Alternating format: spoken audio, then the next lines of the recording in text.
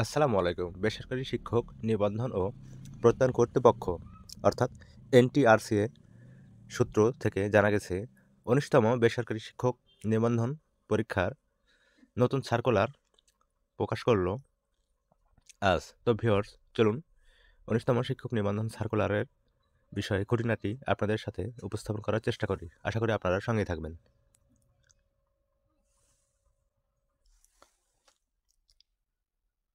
শিক্ষক নিবন্ধন পরীক্ষা বহুদিন পরে শেষমেশ ১৯তম বেসরকারি শিক্ষক নিবন্ধন সার্কুলার প্রকাশের বিষয়ে সুস্পষ্ট তথ্য শেয়ার করল এনটিআরসিএ অর্থাৎ বেসরকারি শিক্ষক নিবন্ধন ও প্রত্যয়ন কর্তৃপক্ষ চেয়ারম্যান।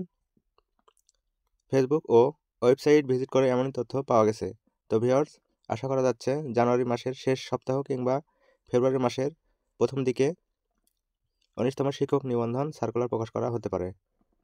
এই ছিল আজকের সর্বশেষ এনটিআরসি আপডেট। সবাই ভালো থাকবেন। ধন্যবাদ। আসসালামু আলাইকুম।